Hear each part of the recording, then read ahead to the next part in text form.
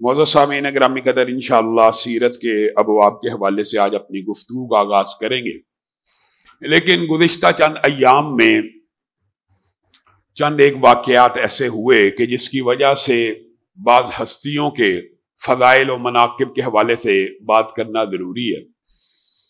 صحابہ کے بارے میں گزشتہ 2 خطبات میں آپ کے سامنے چند گزارشات کو رکھا کہ جمیع صحابہ کے ساتھ اللہ تعالیٰ نے جنت کا وعدہ کیا ہے۔ یہ مفلحون ہیں، یہ صالحون ہیں، یہ مہتدون ہیں، یہ متقون ہیں۔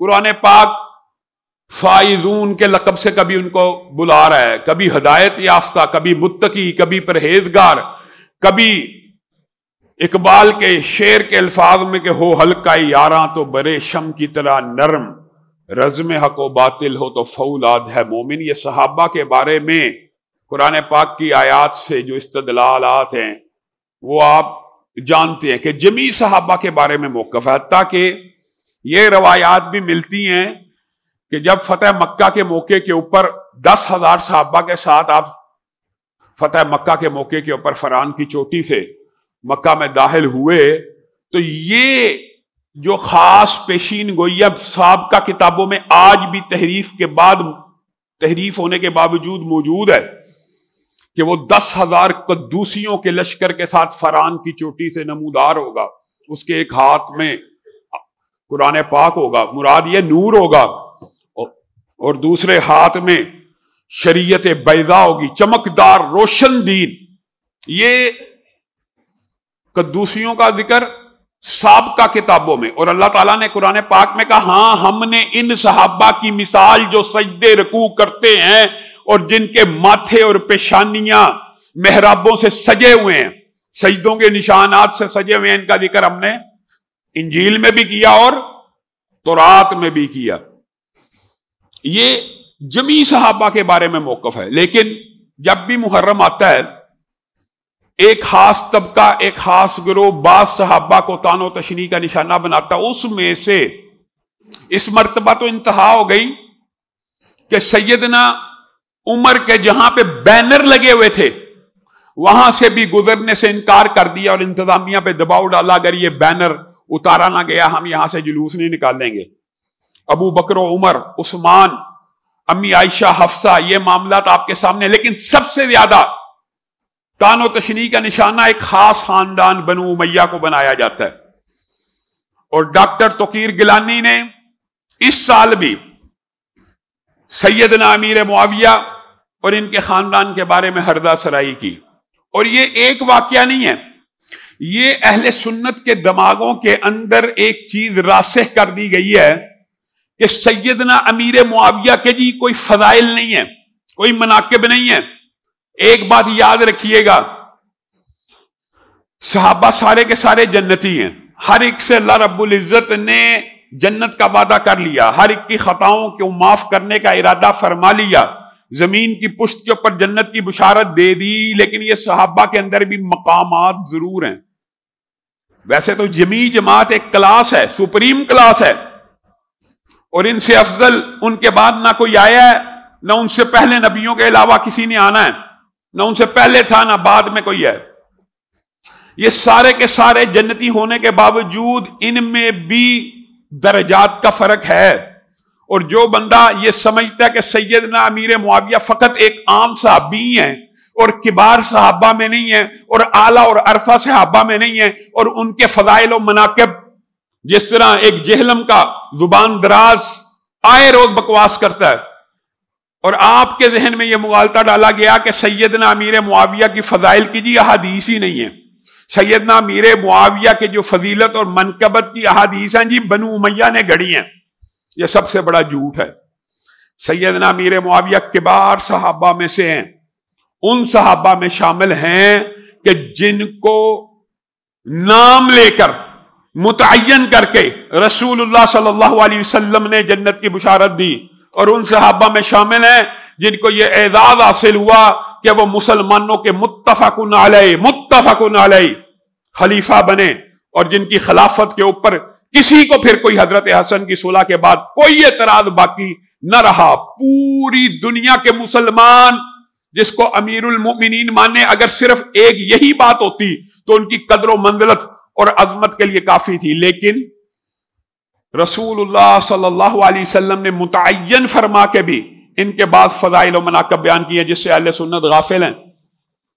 اور آج معاشرے میں اہل سنت کو یہ سمجھایا جا رہا ہے کہ سیدنا امیر معاویہ پہ کمپرومائز کر لیا جائے، بنو امیہ کے اوپر کمپرومائز کر لو، صرف بنو امیہ کے اوپر تو مسئلہ حل ہو جائے گا۔ اللہ کی قسم یہ سب سے بڑا جھوٹ ہے۔ سیدنا امیر معاویہ حضرت ابو بکر جیسے متقی بن جائیں، حضرت عمر جیسے بھی بن جائیں، تو کیا ابو بکر و عمر ان کے تبروں سے محفوظ ہیں جو اپنی تقریروں میں اعلانیہ اقرار کر رہے ہیں ہاں ہمارا مذہب تبرہ ہے، ہمارا دین تبرہ ہے، اب تو منہ سے بھی اقرار کر لیا ان کا دین تبرہ ہی تبرہ اور ہمارا دین تولا ہی تولا۔ ہمارے دین میں صرف صحابہ کی اچھائی بیان کی جاتی ہے اور ان کے دین میں صرف صحابہ کی برائی بیان کی جاتی ہے، وہ خود اقرار کرتے ہیں۔ سیدنا امیر معاویہ کو دیکھ کر صحیح احادیث رسول اللہ صلی اللہ علیہ وسلم نے فرمایا اللہم اجعلہ ہادیا و مہدیا واہدی بھی، اے اللہ اس کو ہادی بنا، اے اللہ اس کو مہدی بنا، اے اللہ اس کے ذریعے لوگ ہدایت پکڑے۔ یہ جو دعا رسول اللہ صلی اللہ علیہ وسلم نے دی ہے، ادھوت دی ہے کہ رسول اللہ صلی اللہ علیہ وسلم وحی کے علاوہ بولتے ہی نہیں، اللہ کی مرضی کے علاوہ کلام فرماتے ہیں، اللہ کی مرضی کے خلاف بولتے ہیں۔ یہ جو دعا دے رہے ہیں کون دے رہے ہیں؟ اللہ تعالیٰ اس کو ہادی بنا، اس کو مہدی بنا اور اس کے ذریعے ہدایت کو عام کر۔ اور کیا رسول اللہ کی یہ دعا نہیں لگی؟ سیدنا امیر معاویہ نے جتنی فتوحات کی ہیں اور بنو امیہ نے جتنی فتوحات کی ہیں، آپ اور میں تاریخ سے غافل ہیں۔ کتنا پرانا واقعہ ہے؟ 1300 برس، 1350، 1400 برس بیت چکے ہیں، 1400 برس مسلمان ایک انچ بھی اس کے بعد فتح نہیں کر سکے، ایک انچ۔ جو بنو امیہ کے دور میں فتوحات ہوئی اس کے بعد ایک انچ فتح نہیں ہوا، ایک انچ۔ اس کے بعد اسلامی ریاستیں سکڑی ہیں۔ یہ جو اگر ان کے بعد والے ان سے زیادہ اچھے تھے تو مسلمان ریاست پھیلنی چاہیے تھی کہ سکڑنی چاہیے تھی؟ اور یہ دعائیں سیدنا امیر معاویہ کو لگی اور ان کے خلافت میں جو مسلمانوں کا عروج آیا اور جو استحکام، اور جو آج بھی ہم اس خطے میں بیٹھے ہوئے ہیں، وہ بدبخت تو کہتا ہے جی محمد بن قاسم آیا تھا لوٹنے کے لیے اور اہل بیت کی عورتوں کا تعاقب کرتے ہوئے آیا تھا جی۔ ایسے ایسے مغالطے آپ کے ذہنوں میں ڈالے جاتے ہیں۔ ایک بیٹی کی آواز پہ بنو امیہ نے محمد بن قاسم کو اس خطے میں بھیجا۔ آج میں اور آپ جس خطے میں بیٹھے ہوئے ہیں یہاں پہ بھی اسلام ان کی وجہ سے، ان کے ذریعے سے پہنچا، اور میں اور آپ انہی شخصیات کے بارے میں پراپوگنڈے کا شکار ہو جاتا ہے۔ چلے یار یہ جو ہے نا، یہاں سے ہم ایک سٹیپ پیچھے ہو جاتے ہیں۔ کبار صحابہ میں شامل ہیں۔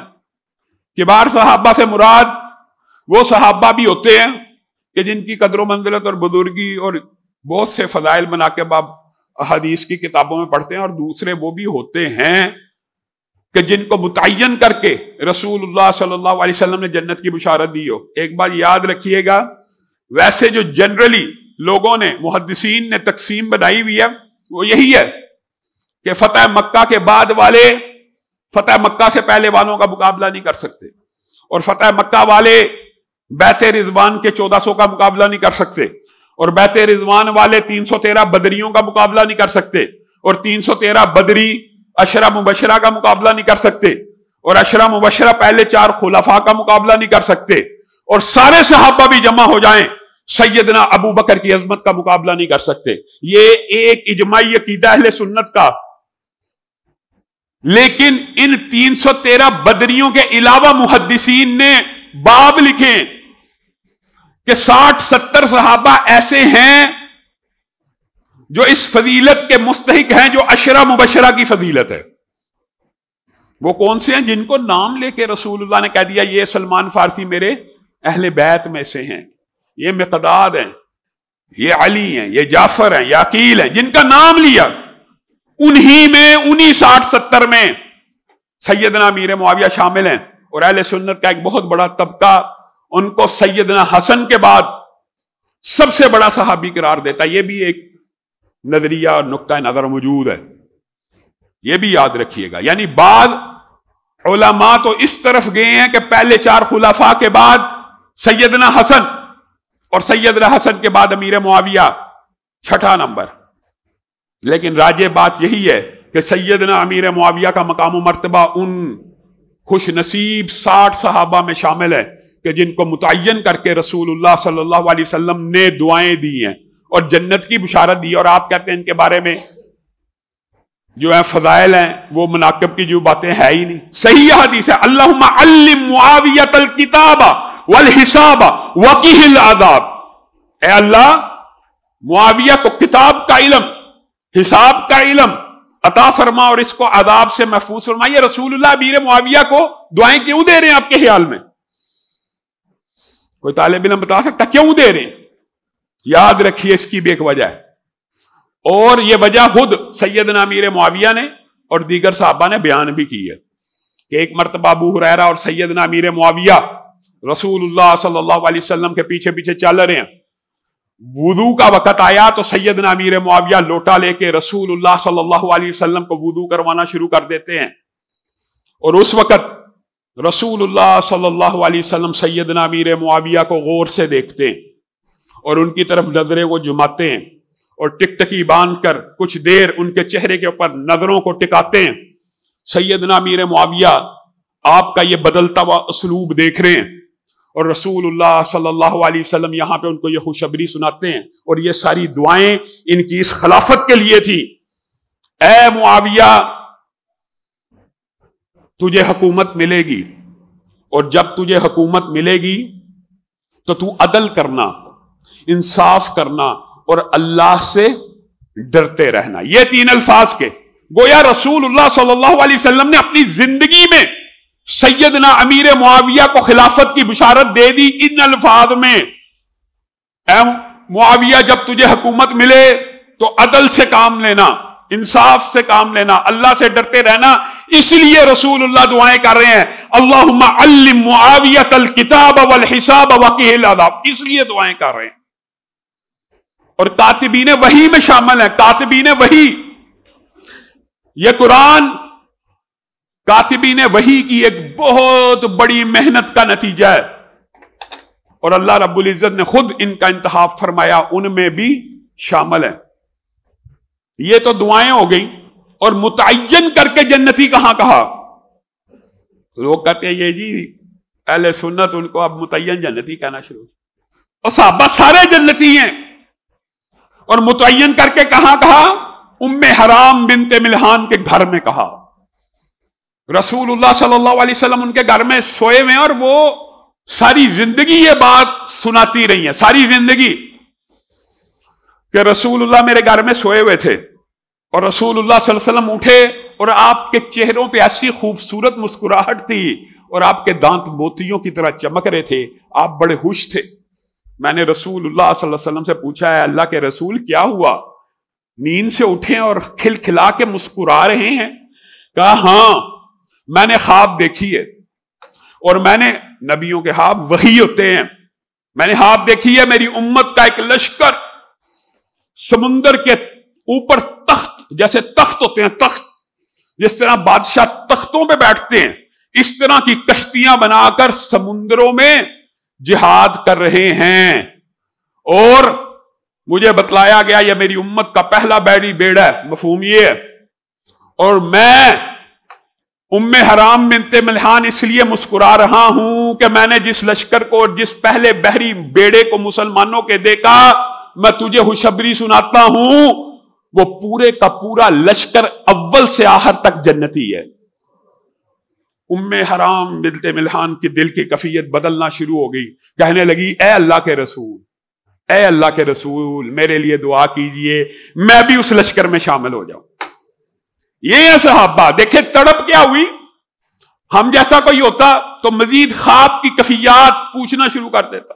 یہاں پہ حاجت اور طلب کیا پیدا ہوئی؟ اللہ کے رسول اگر پورا لشکر جنتی ہے تو مجھے بھی اس میں شامل کروا دیجئے، میرے لیے بھی دعا کر دیجئے.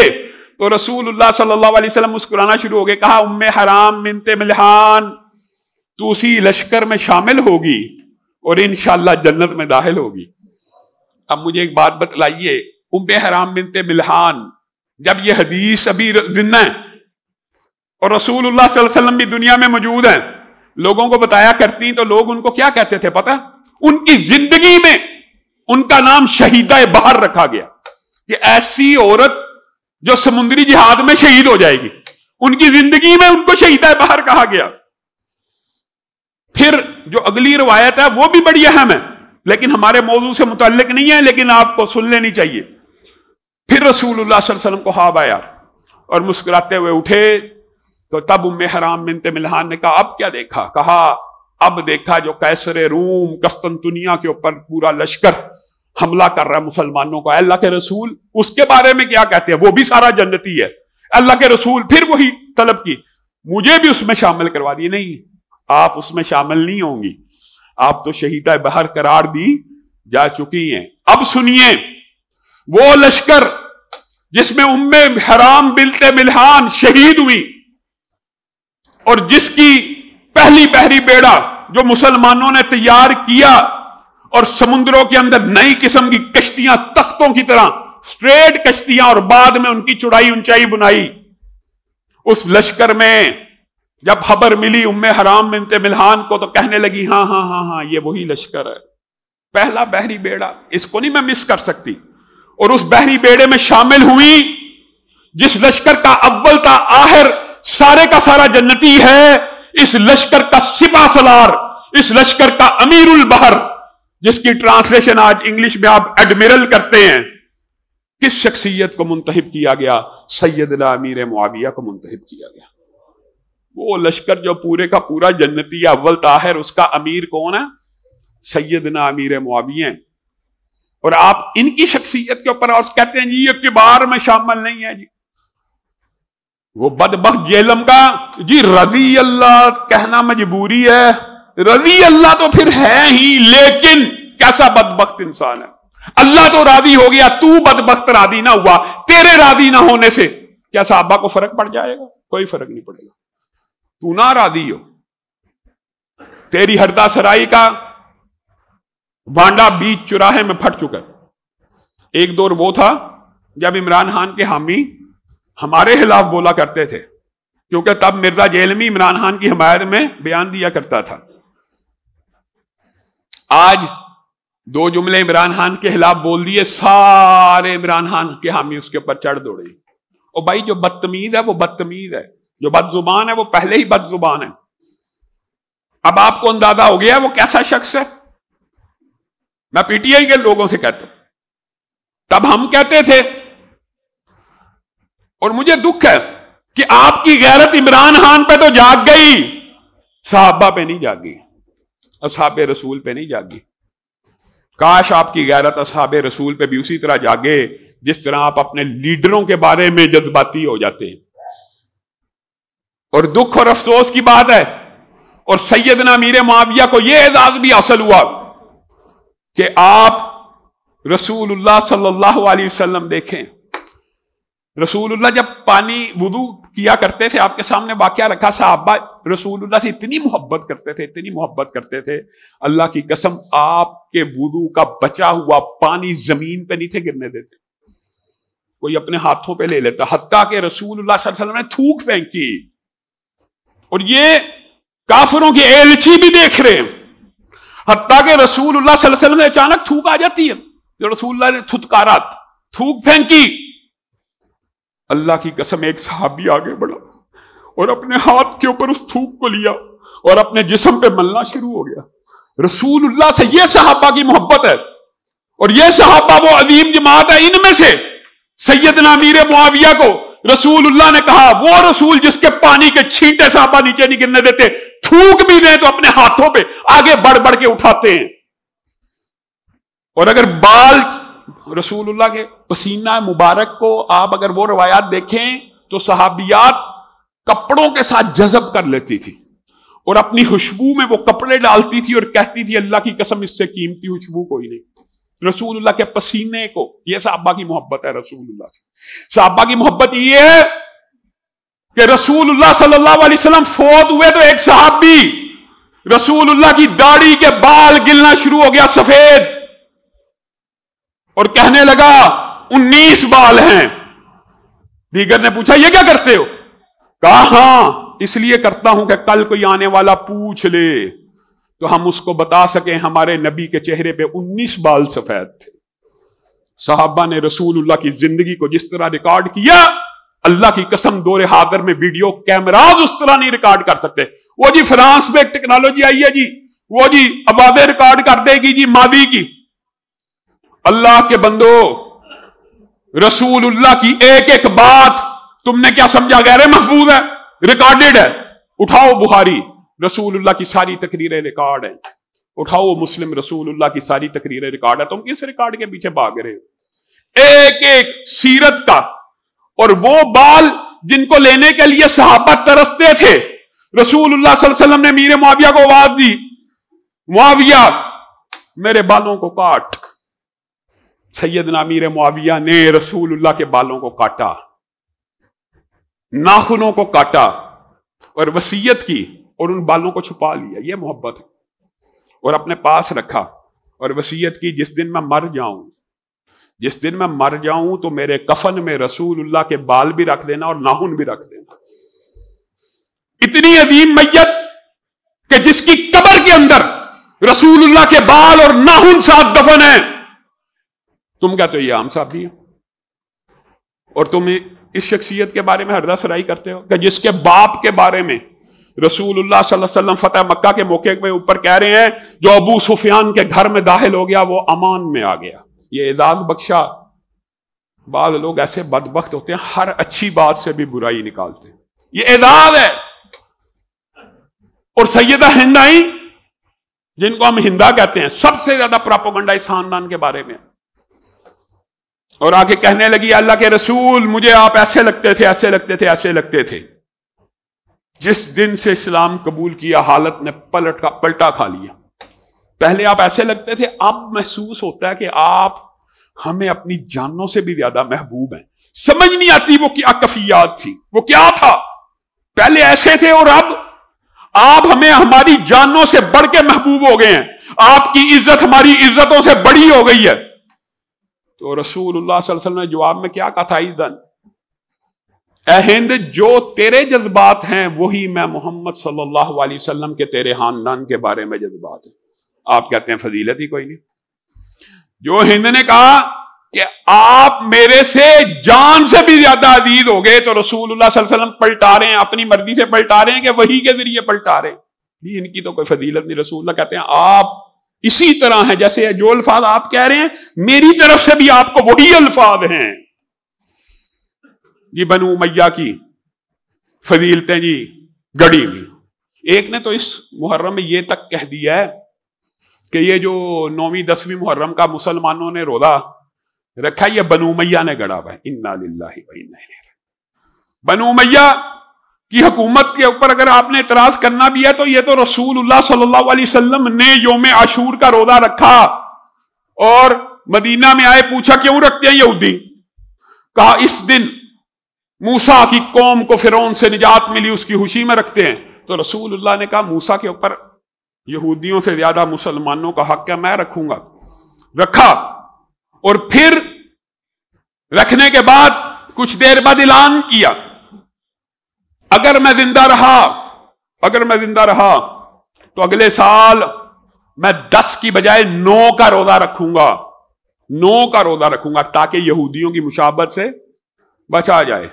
وہ کہتے ہیں یہ روزہ بنو امیہ نے سیدنا حسین کی شہادت کے دن پہ خوشی منانے کے لیے گڑا ہے, جو رسول اللہ صلی اللہ علیہ وسلم کے دور سے چلا آ رہا ہے.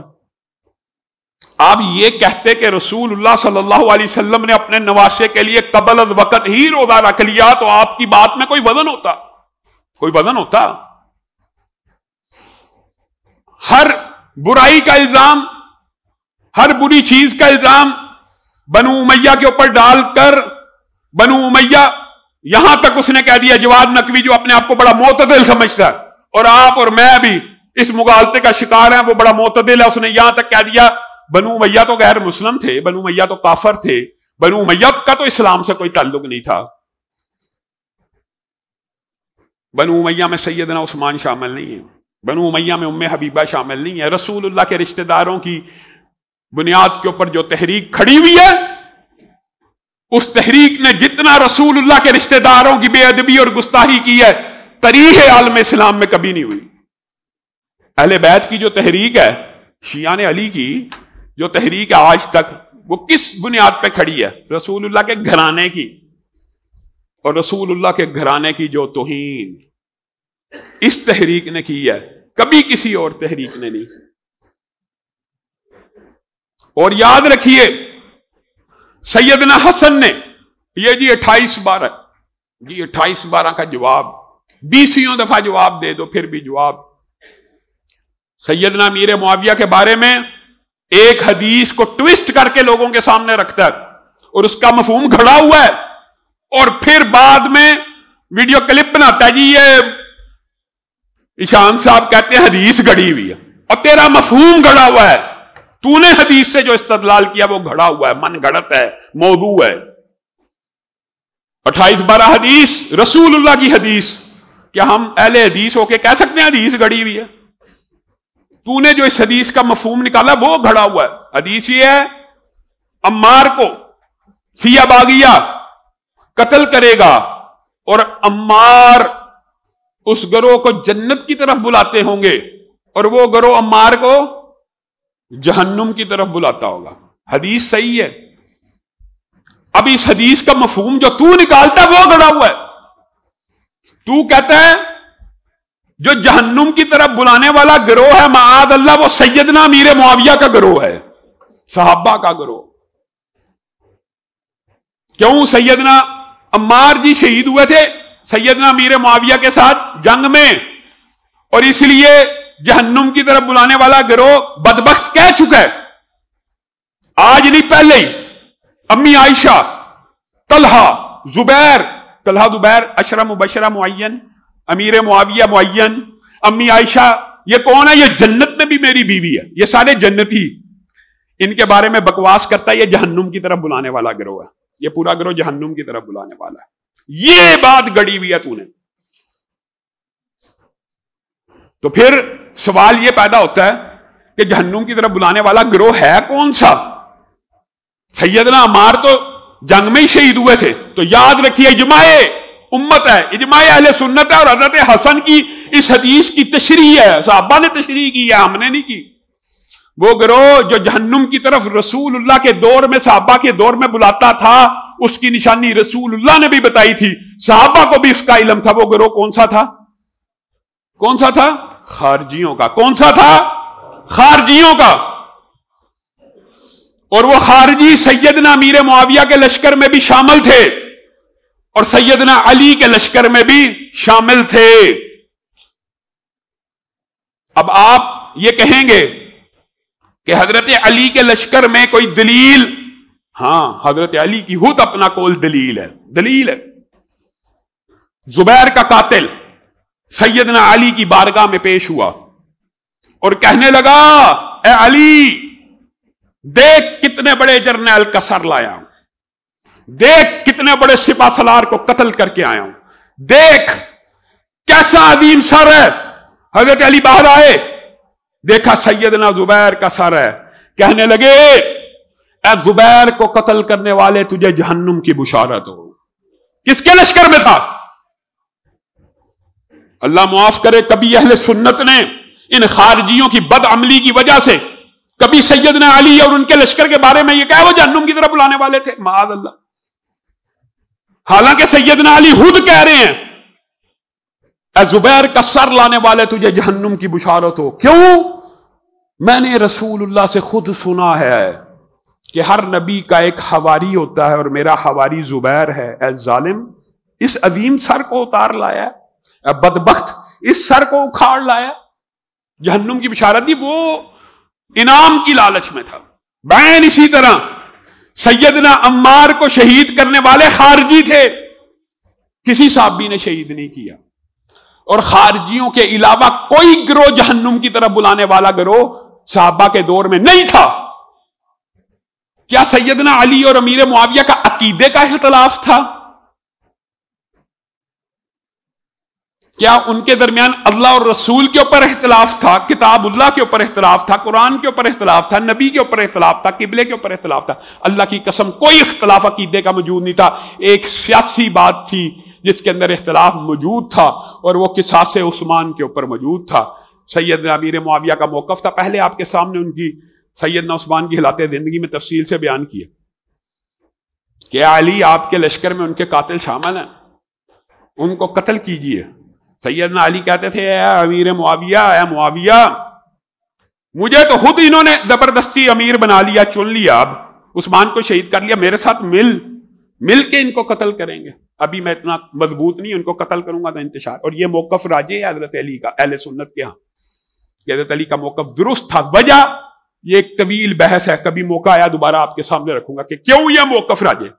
لیکن حضرت امیر معاویہ خود کہا کرتے تھے، اور سیدنا عباس بھی، من قتل مظلوما فقد جعلنا لولیہ سلطانا، کہ سیدنا امیر معاویہ کو اگر خلافت ارضی ملی، اگر وہ مسلمانوں کے امیر المومنین بنے تو قصاص عثمان کی وجہ سے بنے، کہ اللہ رب العزت نے قرآن میں وعدہ کیا ہے من قتل مظلوما فقد جعلنا لولیہ سلطانا، جو کسی ناحق قتل کے لیے کھڑا ہو جائے اور ڈٹ جائے، اس کے قتل کا بدلہ لینے کے لیے جم جائے، تو اللہ رب العزت اس کو زمین کی بادشاہت عنایت فرما دیتے ہیں، کہ اس نے زمین کے اوپر عدل اور انصاف کو قائم کرنا چاہا۔